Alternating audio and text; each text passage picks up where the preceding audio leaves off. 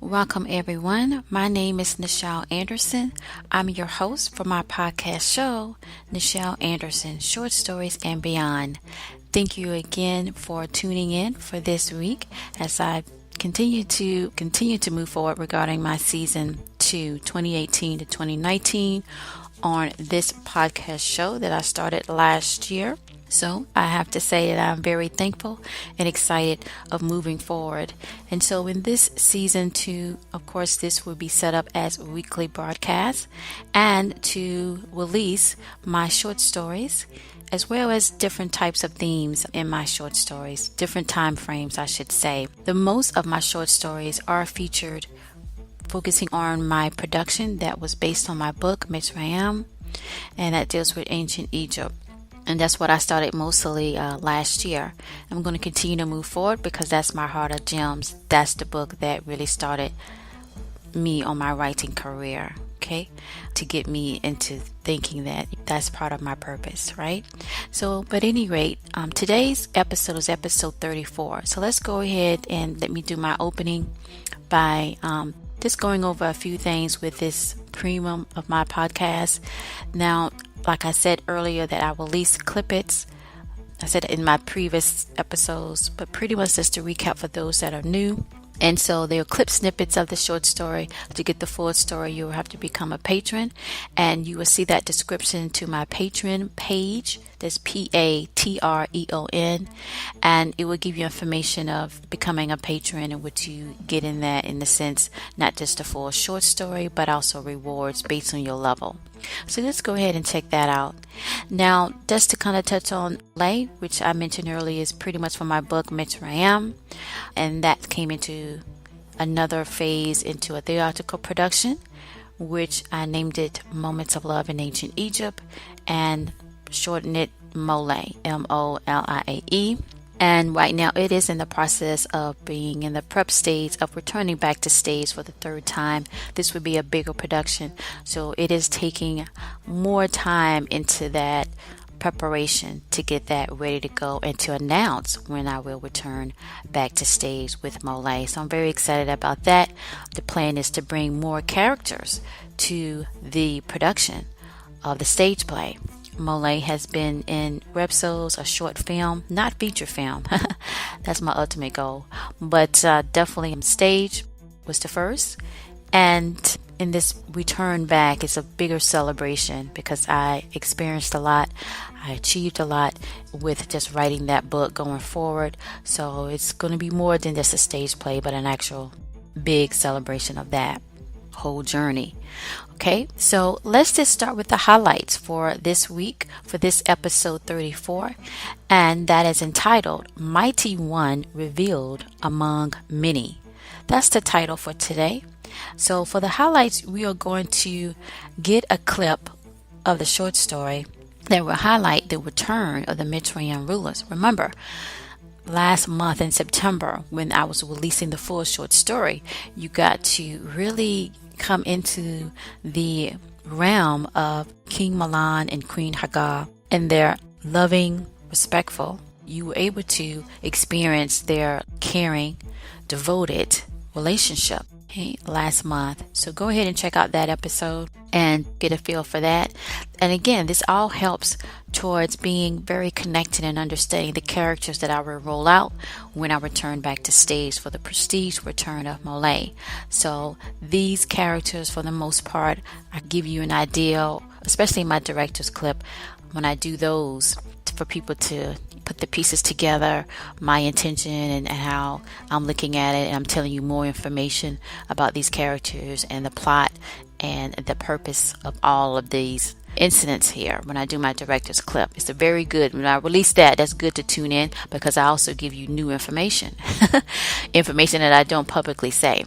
All right, yes, so moving forward, these characters that I roll out, they will be on stage. Some of them will not. They will stay in the realm of this podcast universe where I can curate different people and come and bring them in and out and what have you. But it also hones on the main core of the family and the people that's connected to the family and their adversaries and their enemies. And some of them, like I said, will be on stage, so it helps to tune in. So go ahead and check out the month of September episodes if you have not, for September 2018, season 2. And that's where you get to pick up on where I continue on with these characters. So, but the highlight today is when the rulers return back to Mitsrayim and King Mahlon officially take his position back on the throne of Mitsrayim, because Queen Hagar was supporting him and was the sole ruler where he was being healed from a war that seemed to break out. And that's what came about when I started this podcast. It was the first scene where Queen Hagar is, for that moment of time, was the sole ruler, and she was handling state business, and she was dealing with the Orions. And King Mahlon was hidden because he was hurt very severely. So not to overthrow the position of power and to present to the world in that time, it was still going on, but he was not to be seen or what have you. She was running the show, and to continue that status until he was able to return back full, and for them to be able to find out who started the war against them that almost really severely hurt King Mahlon.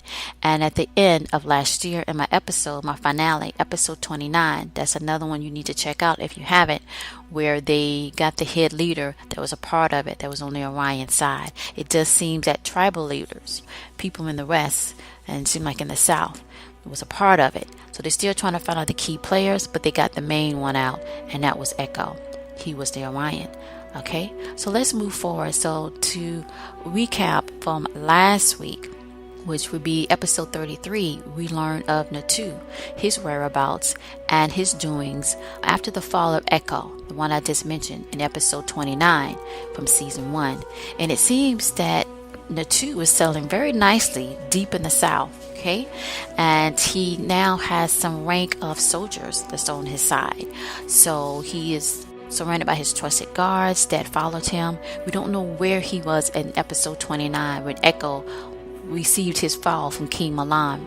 But he received a message Natu last week, and that was a full short story. And he received this message from this female that was in disguise from the West. Her father knows Natu, so they must be on the same side of based on what Natu said to her. Tell your father we will meet in episode of 3, basically in 3 days. Okay, that's basically the talk there, the code. And so anyway, then Natu, when after he read the message, he just felt very overwhelmed, but through his rank and experience, he knew to kind of calm down and relax. And he told one of his trusted guards that pretty much you need to seal off the border. So somebody is coming, or something is coming, and he know about it. And his friend, or his colleague, you might say, on the West Side, that female spy that gave him that message. So something is going on. And we have to remember that in the very first episode of my return back to season 2 of 2018-2019, Lanko was the first character that took that scene. Okay, last year it was Queen Hagar and Natu. This year it was Lanko. So that's a clue. So or at least if you have not, I'm giving you a heads up on my director clip that Lanko will be more and more scenes this year. Okay, he opened it up. You're going to see him a lot, because remember in season 1 he didn't get along with Natu. He made it known he didn't like him. Okay, every time you turn around, Lanko was ready to fight and bring Natu down. Lanko seemed to survive, or seemed to get out, or whatever that craziness was in the cave that King Mahlon sealed that up.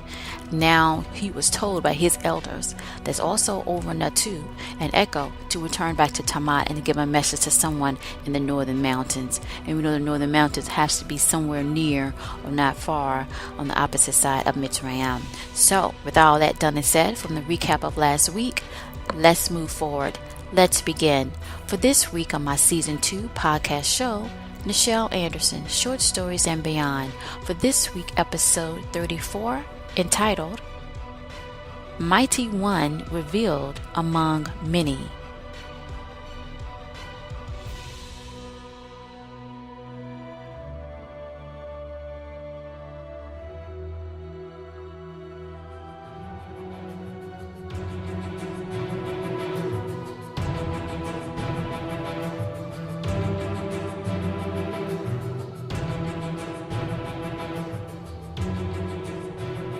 Opening scene. columns stood tall against the mid-Apsu day before the Mitsrayim elders of council surrounded the immediate area of the Grand Statue room. Several territories that were under Mitsrayim rule leaders were also present, and close officials to the king of Mitsrayim. It was the return of the born ruler, King Mahlon, to the throne of Mitsrayim. Cheers erupted as the sight of the mighty King Mahlon walked in, holding hands with his queen, Hagar, and his daughter, Princess Hannah. With 20 of the king's high court guards walked in behind them, along with Comrade Tatar closely near them in his general attire. The royal scene was breathtaking. Cheers continued to erupt down the streets of Mitsrayim, the palace walls where more Mitsrayim people continued to gather as the news spread continually that King Mahlon is back. King Mahlon survived. King Mahlon is mighty. As other people continued to watch this royal entrance from the royal family, King Mahlon nodded and smiled, for he felt joyful of returning back to his throne. He took his royal position among many that was elated in his full position of ruler. Some was really shocked to see how well that he moved and walked and looked in strength. The many Mitsrayim and the surrounding rulers of the territories that he ruled over looked in amazement and eager to learn of how, when, that he survived the full injuries from the war. Suddenly, silence engulfed the Grand Statue room as King Mahlon spoke, and Queen Hagar and Princess Hannah stood near. In this anew of Apsu Vane, I am stronger than the move to remove me from what is my birthright. Silence filled the grand royal room as King Mahlon continued to speak. I have taken the position a major enemy of Mitsrayim and stood tall over thee. The crowd erupted, saying, Ashe, Ashe, King Mahlon. He waved his hand in appreciation and for him to continue.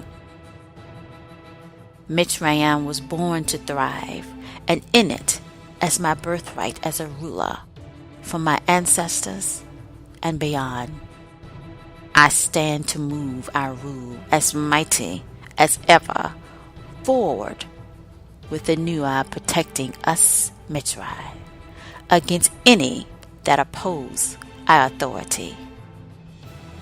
The crowd enormously screamed by saying, Ashe, Ashe, Ashe, Ashe, King Mahlon, as he reached for his queen Hagar and Princess Hannah. A few of his close, confident council members wished them praise and anew continued to watch over the royal family, one of which was King Mahlon's dear and closest friend. He was the elder Mitsrayim council member, Tesna. He spoke to his dear friend. I am pleased to see you now returning back to your throne and full of light, and to continue to stand tall amongst many against thee. We will find the rest of them. King Mahlon, speaking in Cimarron cuneiform, Nafe, translation. So be it. Tesnar motioned for King Mahlon for a moment to speak out of the ear range of others. He spoke to King Mahlon with a serious facial expression. There has been much movement since the confrontation with one of the high-rank Orions, Ecko. King Mahlon nodded, and then spoke in a verbal code to his dear friend. Speak a few for now. Tesnar nodded and continued. There is a new rank that quickly emerged from the shadows to full stand as Ecko was in the beginning. They call him Natu. King Mahlon's eyes looked ablaze with familiarity of this Orion by the words shared by Queen Hagar. King Mahlon nodded while speaking. This Natu has walked the fields near and in Mitsrayim before. I shall move against them in the right Apsu moment forward.